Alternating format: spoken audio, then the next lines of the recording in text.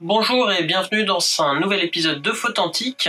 Cette fois-ci, je vais vous parler donc toujours d'un objectif monté sur un Sony Alpha 7, un objectif qui n'était pas censé être monté sur du 24-36. Comme d'habitude, j'aime bien les mélanges un petit peu bizarres.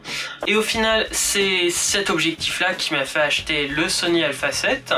Donc cet objectif-là, c'est le Canon 10-18 mm. Donc pour APS-C, donc c'est un objectif EFS plutôt bas de gamme, donc un cul en plastique. Son gros avantage, c'est qu'il est vraiment pas cher. Je crois que je l'ai eu pour 180 € d'occasion, on doit le trouver à 229. C'est pas grand chose. Au départ, donc, je l'ai monté sur mon Canon 20D. C'était pour ça que je l'avais acheté. C'était pour avoir un ultra grand angle pour faire certaines prestations où j'avais besoin d'ultra grand angle, pour tout ce qui est architecture, etc., qui soit pas fisheye, donc où l'assemblage d'images n'était pas possible. Et au final, je l'ai essayé sur le Sony et j'en ai été plutôt content. Et donc j'ai acheté mon Sony, j'ai acheté la bague Canon, et je l'utilise pour plein d'autres choses. Vous avez déjà vu que j'ai testé avec plein d'autres objectifs. Mais voilà, c'est un objectif que j'aime bien, qui n'est pas forcément fait pour, qui a aussi ses inconvénients.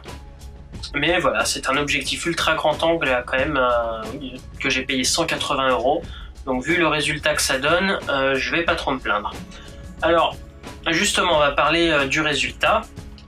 Alors déjà, avec ma bague, je sais pas si c'est le cas avec toutes les bagues, il faudrait que je teste avec d'autres bagues. Peut-être que je referai une vidéo notamment sur les poses longues avec les bagues de plusieurs autres amis, voir si ça passe ou pas. Mais ici, le stabilisateur ne passe pas. L'autofocus sur ma bague, pareil que le 100 mm, il est complètement à l'ouest, donc mise au point à la main. Donc ça pose pas de problème. La bague est souple, elle est peut-être pas très grosse, mais c'est en ultra grand angle, c'est assez facile. Puis si on ferme un peu, on a quand même une profondeur de champ très importante. Donc au niveau des photos, donc comme vous voyez ici à 10 mm, techniquement on a qu'un rond. À 12, ça commence à être correct. Enfin, c'est toujours un rond. À 14, là, en fait, c'est là où on a le meilleur résultat. 16, le vignettage est légèrement plus important, mais c'est très correct aussi. Et à 18, par contre, le vignettage commence de nouveau à être plus important. Donc en gros, ça fait un objectif 14-16. Vous allez me dire, c'est pas terrible. Mais si vous arrivez à trouver un 14 mm qui accepte les filtres à 67 mm pour full frame et surtout qui pèse rien, vous me dites, parce que pour l'instant, moi j'ai un autre 14 mm. Le Sigma, je le présenterai sûrement un de ces jours. Le vieux, le f3.5, il pèse un âne mort.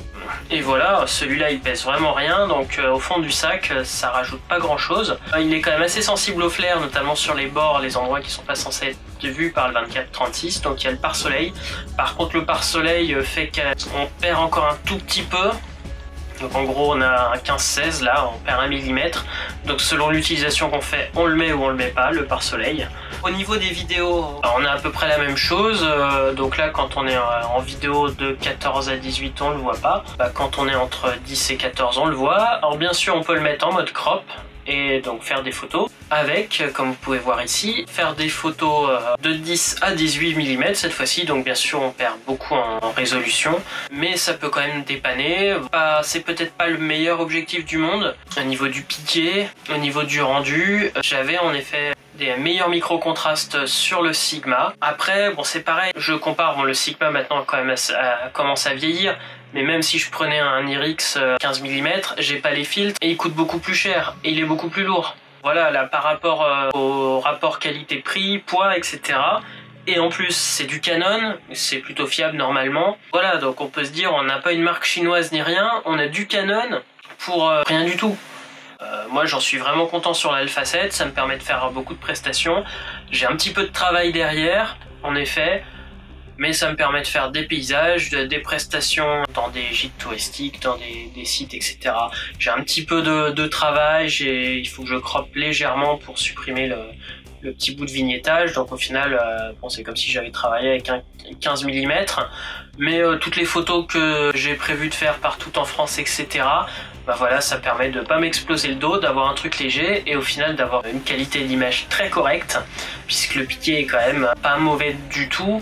Alors bien sûr, si je peux, je finirai par acheter ou l'Irix ou le Zeiss 15 mm, mais je pense que celui-là, pour les voyages légers, pour les prestations, ou tout simplement j'ai pas prévu de prendre principalement en grand angle, mais d'avoir quelques petites photos bonus à l'ultra grand angle, et bah il va faire très bien l'affaire, surtout pour le prix qu'il coûte et pour le poids qu'il va prendre dans le sac. Donc voilà une petite série que j'ai réalisée avec ces derniers mois.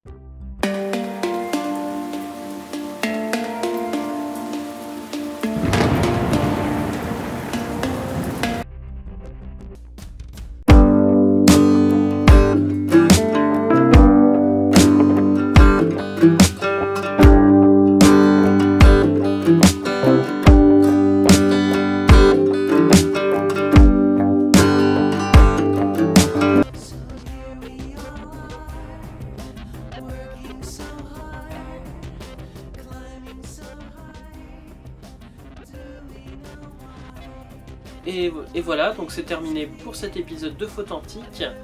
Et je vous dis à la prochaine fois avec cette fois-ci de nouveau le Pentax Auto 110.